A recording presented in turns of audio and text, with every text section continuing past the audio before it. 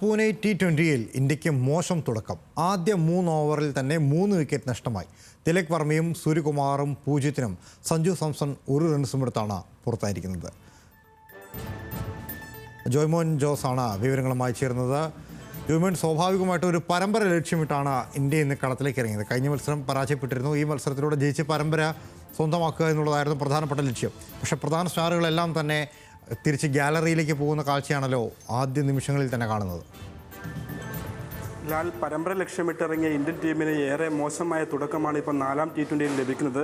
അതായത് കഴിഞ്ഞ മത്സരങ്ങളിൽ മിന്നും പ്രകടനം നടത്തിയ അഭിഷേക് ശർമ്മ, അതുപോലെ തന്നെ തിലക് വർമ്മ എന്നിവർ ഉൾപ്പെടെ മലയാളി താരം സഞ്ജു സാംസണും അതുപോലെ നായകൻ സൂര്യകുമാർ യാദവിനെയും പുറത്താക്കി ഇംഗ്ലണ്ട് ഇപ്പോൾ മികച്ച ഇന്ത്യയെ വെല്ലുവിളിയിലാക്കിയിരിക്കുകയാണ്. അതായത് ഇംഗ്ലണ്ട് പേസർ മാർക്ക് വുഡിൻ്റെ പകരക്കാരനായി ടീമിലെത്തിയ സാക്കിബ് മഹ്മൂദാണ് ഇന്ത്യയെ 3 പ്രഹരം ഏൽപ്പിച്ചത്. അതായത് 1 റൺസുമായി മലയാളി താരം സഞ്ജു സാംസണും പിന്നാലെ നായകൻ സൂര്യകുമാർ യാദവിനെയും അതുപോലെ തന്നെ തിലക് വർമ്മേനെ സംഭോജനായി മടക്കിയ സാക്കിബ് ഇംഗ്ലണ്ടിന് വലിയൊരു മുന്നേറ്റമാണ് നൽകിയത്. അതിനുശേഷം റിങ്കു സിംഗിനെ കൂട്ടുപിടിച്ച് സ്കോർ പതിയെ പടുത്തുയർത്തിയ അഭിഷേക് ശർമ്മയെ പുറത്താക്കിയ ആദിൽ റഷീദ് വീണ്ടും ഇന്ത്യയെ പ്രഹരം ഏൽപ്പിച്ചിരിക്കുകയാണ്.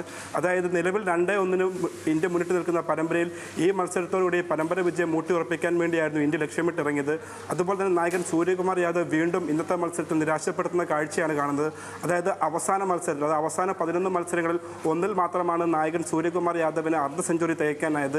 അതുപോലെ തന്നെ മറ്റൊരു പ്രധാനപ്പെട്ട കാര്യം എന്ന് പറഞ്ഞാൽ ഇപ്പോൾ പകരക്കാരനായി ടീമിലെത്തിയ സാക്കിബ് മഹ്മൂദ് മിന്നും പ്രകടനമാണ് ഇപ്പോൾ കാഴ്ചവെച്ചിരിക്കുന്നത്. അതായത് സാധാരണഗതിയിൽ സ്പിന്നിനെ തുണയ്ക്കുന്ന പൂനെ പിച്ചിൽ ഒരു പേസർ എന്ന നിലയിൽ സാക്കിബിൻ്റെ പ്രകടനം ഏറെ നിർണായകമായിരുന്നു ഇംഗ്ലണ്ട് നിരക്ക്. ഇപ്പോൾ തന്നെയുള്ള 10 ഓവറുകളും പിന്നിട്ട് കഴിയുമ്പോഴത്തേക്ക് ഇന്ത്യ 70 റൺസ് എന്നൊരു രേഖ പിന്നിട്ടെങ്കിലും അതായത് 4ാം T20-യിൽ മിന്നും ജയത്തോടെ പരമ്പര സ്വന്തമാക്കാൻ ഇന്ത്യക്ക് മികച്ച സ്കോർ പടുത്തുയർത്തേണ്ടതുണ്ട്. അതുതന്നെയാണ് ഇനി ഇറങ്ങാൻ നിൽക്കുന്ന ബാറ്റ്സ്മാൻമാരെ നോക്കിക്കഴിഞ്ഞാൽ ഹർദിക് പാണ്ഡ്യയും അതുപോലെ തന്നെ അക്സർ പട്ടേലുമുണ്ട്.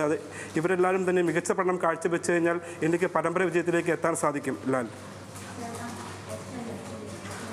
ശരി, ജോയ്മോൻ ജോസാണ് വിവരങ്ങൾ നൽകിയത്.